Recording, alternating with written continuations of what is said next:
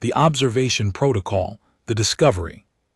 Commander Zelith stood before the observation panel, her crystalline fingers dancing across the holographic interface. The monitoring station orbited a small yellow star in the outer rim of the galaxy, a location the Galactic Council had marked as low priority. For 3 cycles her team had been studying the third planet from this star, a world covered in blue oceans and green land masses. Commander, the readings are consistent, reported Technician Morvox, his 6 eyes blinking in sequence. The dominant species on this planet operates on extremely low communication frequencies. We've detected less than 3% of the standard galactic communication baseline.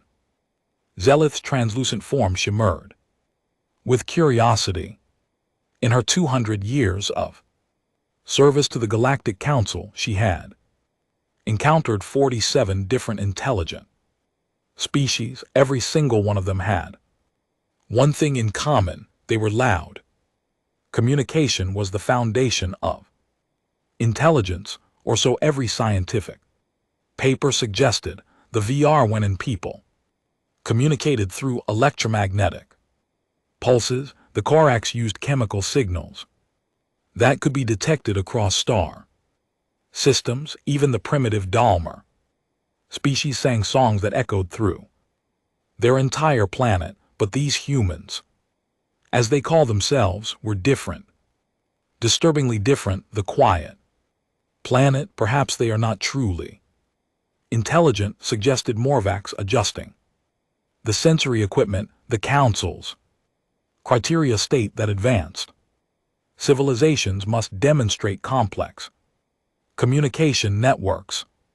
These humans barely emit detectable signals outside their immediate vicinity. Zelith moved closer to the screen, watching the infrared signatures of human settlements. They had city structures that reached into their sky, vehicles that moved with purpose, but their communication was confined to such small spaces. They used primitive electromagnetic waves for their technology, nothing compared to the quantum entanglement networks every civilized species employed. Run a deeper scan, Zelith ordered. Focus on their population centers. I want to know what they are not telling us. The equipment hummed, sending invisible probes through Earth's atmosphere. Data streamed back, and what they found made Morvax's primary heart skip a beat. Commander, this is impossible. They have billions of individuals, billions, and yet their ambient communication level is lower than a Corax colony of mere thousands. They are deliberately staying quiet. First theory. Dr. Xanthis joined them at the console, his massive form barely fitting through the doorway. As the station's chief xenobiologist, he had studied countless species across the galaxy. His deep voice resonated through the observation deck. I have reviewed the data extensively. He began, his forearms gesturing at the holographic displays. My conclusion is that these humans are in the early stages of technological development. They have not yet discovered efficient communication method. Their silence is not by choice, but by limitation. Zelith was not convinced. Something about the data troubled her. The humans had split atoms, sent machines beyond their own planet, and created artificial intelligence. These were not the achievements of a primitive species. With respect, Doctor, your theory does not account for their technological achievements, she said carefully. Species capable of space travel should have discovered subspace communication centuries ago, yet they still use radio waves like ancient beings. Xanth's skin patterns shifted, a sign of irritation. Then perhaps they are simply inefficient. Not every species evolves optimally, Commander. The galaxy is full of species that reach certain technological levels and then stagnated. These humans may be one of them. The preparation, the Galactic Council approved first contact after reviewing Zelith reports. A delegation was assembled consisting of representatives from 12 different species. They would approach Earth with peaceful intentions, offering membership in the Council and access to technologies that would advance human civilization by thousands of years. The delegation ship entered Earth's solar system with great fanfare. They broadcast their presence on every frequency, announced their peaceful intentions in 17 different communication methods, and waited for the humans to respond. They waited for 3 solar days. No response came. This is unprecedented, Xanthis muttered, reviewing the data for the 100th time. We have broadcast our message on frequencies that should be impossible to miss. Even their primitive equipment should detect us. Are they ignoring us? Zelith felt a growing unease in her core. The silence was not random. It was deliberate. But why would an intelligent species choose silence when the entire galaxy was speaking? The transmission. On the 4th day, a human signal finally reached their ship. It was crude, simple, encoded in basic mathematics and simple electromagnetic pulses. The message was short. We hear you. Stay in orbit. Do not land. We are coming to you. The delegation was stunned. In the entire history of first contact, no newly discovered species had ever dictated terms to the Galactic Council. The audacity was shocking. They dare to give us orders. Xanth's skin flushed with angry red patterns. We offer them the stars and they tell us where to wait. But Zelith noticed something else in the transmission, something the others had missed. Hidden in the background noise of the human message was another sound. It was faint, barely detectable, but it was there. It was not silence. It was something far more terrifying. It was the sound of something being hunted, the sound of survival. The arrival, the human vessel, approached the delegation ship with careful precision. It was small, compact, and moved with a grace that surprised the alien observers. When the airlock finally connected, the delegation gathered in the meeting chamber, prepared to greet Earth's representatives with the appropriate diplomatic protocols. 3 humans entered the chamber. They moved quietly, their feet making barely a sound on the metal floor. The lead human was a woman with dark skin and intelligent eyes that seemed to assess everything in micros.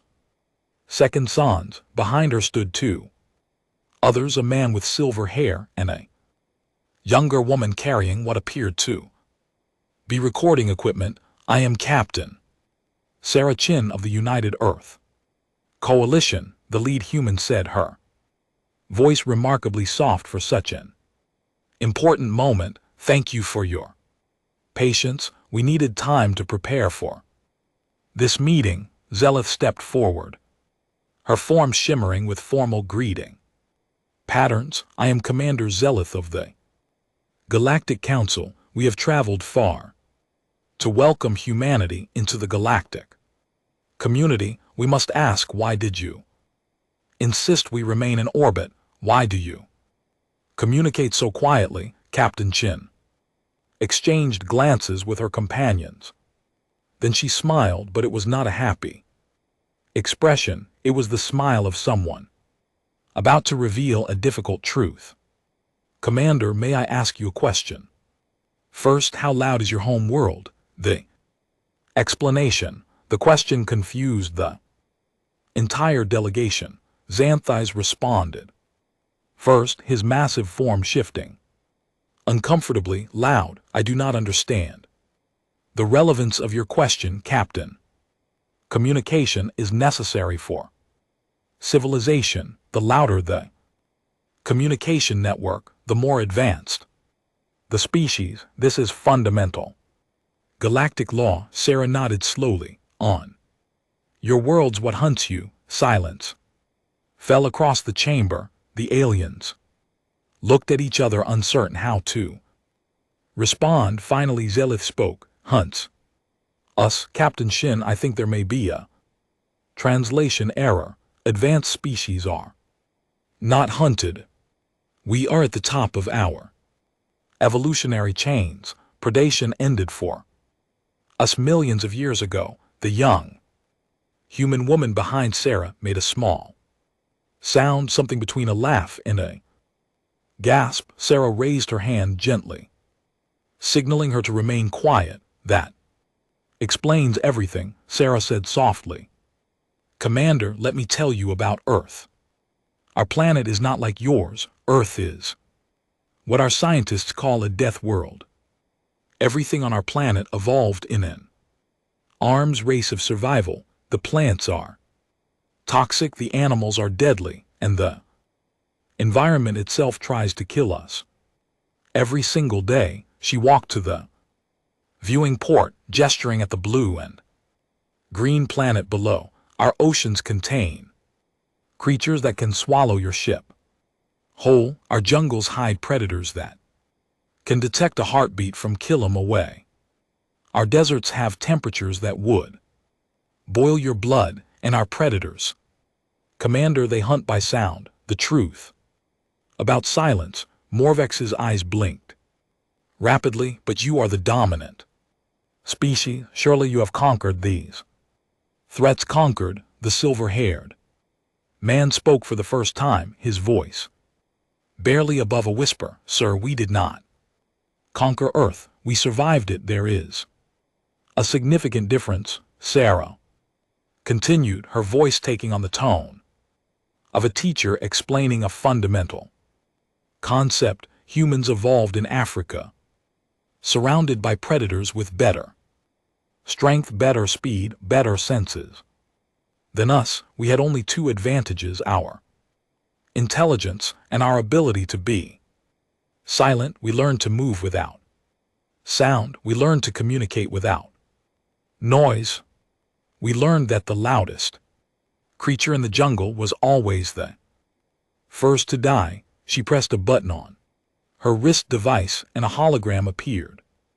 In the center of the room, it showed a massive creature with enormous jaws and razor-sharp teeth. This is a Tyrannosaurus Rex, a predator that lived on Earth millions of years ago. It could hear a heartbeat from hundreds of meters away. The species that survived learned to control their breathing, their movements, their very existence. Silence became our greatest weapon. Zelith felt her crystalline structure vibrate with understanding. You are not primitive.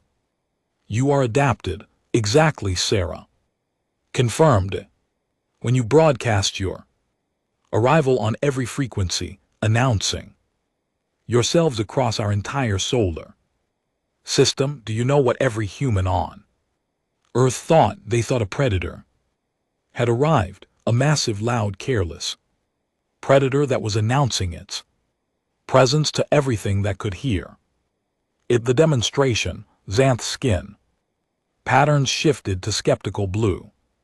Captain Chin, with all respect, you exaggerate. Your planet may have been dangerous once, but surely your technology has eliminated these threats. You have cities, industry, civilization. You are safe now. Sarah's expression became serious. Doctor, would you like to visit Earth's surface? I can arrange a landing in one of our nature reserves. We can demonstrate exactly how dangerous our planet remains. I accept, Xanthis declared immediately, his pride evident. I have walked on 40 different worlds. I do not fear your primitive predators. 2 hours later, the delegation's shuttle landed in what humans called the Amazon rainforest. The moment the door opened, the aliens were overwhelmed. The sounds of Earth hit them like a physical force. Insects buzzing, birds calling, the rustling of leaves, the distant roar of water. It was deafening compared to the controlled environments of their home worlds. Stay close to our guides, Sarah instructed, her voice barely audible above the jungle noise. And please try to move quietly. They had walked for less than 10 minutes when something changed. The jungle sound stopped. Complete silence fell across the forest. Every alien felt it. A primal fear that transcended species. Something was watching them. Nobody move, Sarah whispered, her hand raised in warning. And do not make a sound.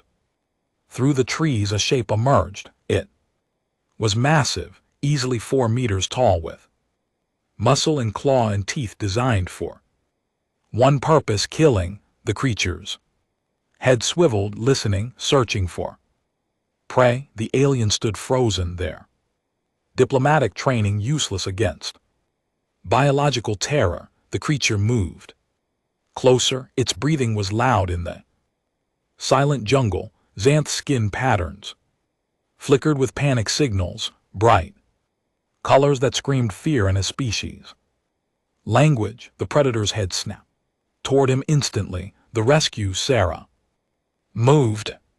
Her movement was so quiet, so controlled that even standing next to her, the aliens barely perceived it. She positioned herself between the creature and the delegation, and she made a sound, not a scream or a shout, but a specific clicking noise from deep in her throat. The massive predator paused, confused. The sound pattern was wrong. Not quite prey, not quite predator. In that moment of hesitation, the other human guides moved into position, creating a living barrier between the delegation and the threat. They moved in absolute silence, communicating through hand signals and subtle body language. The aliens had not even noticed before. Then Sarah clicked again, louder, and threw a small device into the jungle. It landed 30 meters away and began emitting sound mimicking the distress call of an animal. The predator's attention shifted immediately, and it bounded toward the sound, disappearing into the jungle. Seconds. Back to the shuttle, Sarah ordered quietly. No, quietly. The walk back took 15 minutes. Nobody spoke. The aliens had finally understood what the humans had been trying to tell them. Silence was not primitive. Silence was survival. The understanding. Back in orbit, the delegation gathered in emergency session. Zelith addressed the council representatives via quantum communication, her voice thoughtful and measured. The humans are not primitive, she reported. They are specialists. They have evolved in an environment that would kill any of us within hours. Their silence is not a limitation, but an advantage. They possess sensory awareness and environmental adaptation that exceeds any species we have encountered. Captain Chin stood before the council's holographic representatives, her posture respectful but confident. We appreciate your offer of membership in the Galactic Council. We accept, but we also offer something in return. Earth has trained us to survive in conditions you cannot imagine. We can teach your explorers how to move silently, how to read environments, how to survive on worlds you currently classify as uninhabitable.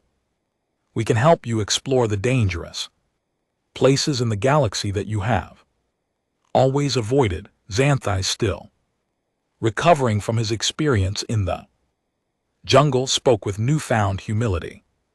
The council would benefit greatly from human expertise. I recommend immediate acceptance of their proposal. The vote was unanimous as the diplomatic ceremonies concluded and the delegation prepared to return to council space.